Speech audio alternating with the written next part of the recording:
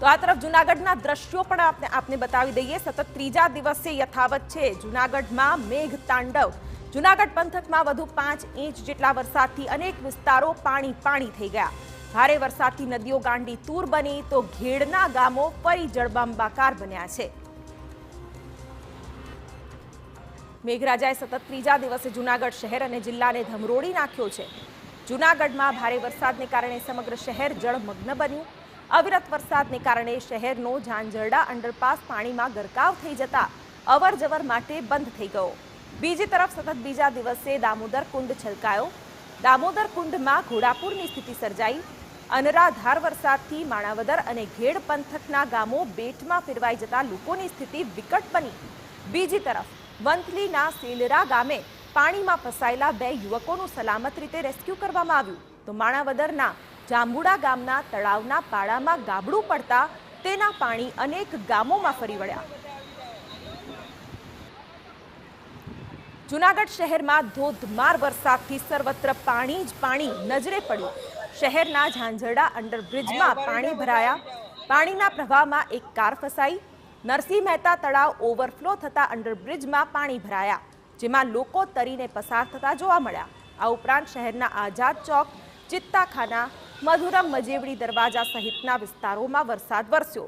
તો શાંતેશ્વર નજીક સોસાયટી વિસ્તારમાં પાણી ભરાતા લોકોમાં તંત્રની કામગીરી સામે રોષ જોવા મળ્યો।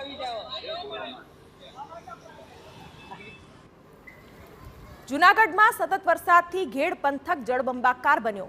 મૂળિયાસા, બાલાગામ, જોનપુર, મઢડા આ તમામ ગામો બેટમાં ફેરવાયા। તેમાં પણ કેશોદના મૂળિયાસા ગામે સ્થિતિ કફોડી બની।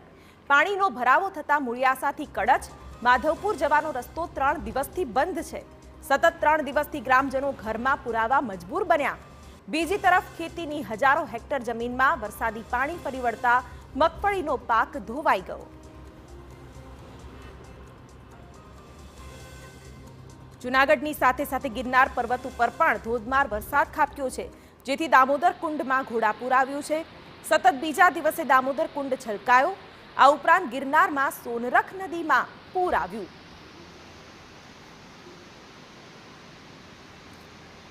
અવિરત વરસાદને કારણે માણાવદરના ગામોમાં પણ પાણી ફરી વળ્યા। માણાવદરના મટિયાણા, આંબરડી, પાદરડી, બાલાગામ સંપર્ક વિહોણા બન્યા। ઉપરવાસમાં વધુ વરસાદથી ઘેડમાં સ્થિતિ વણસી છે। જ્યાં જુઓ ત્યાં જળબંબાકારની સ્થિતિ જોવા મળી રહી છે। બીજી તરફ કોયલાણા ગામના ખેતરોમાં પણ પાણીનો ભરાવો થયો છે। ખેતરો જાણે દરિયામાં ફેરવાયા હોય તેવા દ્રશ્યો સામે આવ્યા। તો કેશોદના બામણાસા, સરોડ, ઝાલાવડ આ તમામ ગામો અને ખેતરો જળમગ્ન થયા છે, જેના કારણે મગફળી, કપાસ, સોયાબીન જેવા પાકો ધોવાઈ ગયા છે। જૂનાગઢના વંથલીના સેલરા ગામે પાણીમાં ફસાયેલા યુવકોનું સહી સલામત રેસ્ક્યુ કરવામાં આવ્યું।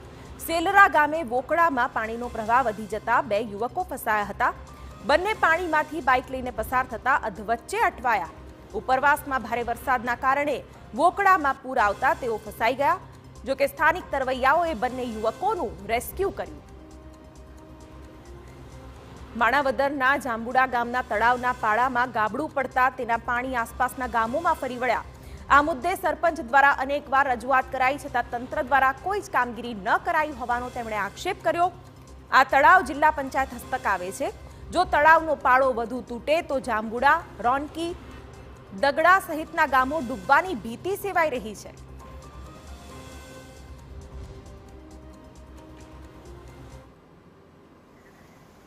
બીજી તરફ બામણસા ઘેડ ગામ પાસે પણ ઓજત નદીનો પાળો તૂટ્યો, જેની સમગ્ર ઘટના કેમેરામાં કેદ થઈ।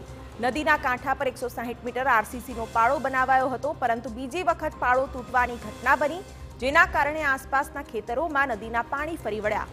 અગાઉ પ્રથમ વરસાદમાં જ પાળામાં ગાબડું પડ્યું હતું। દિવાલ ગઈ એ ગઈ એ આમ રહેજો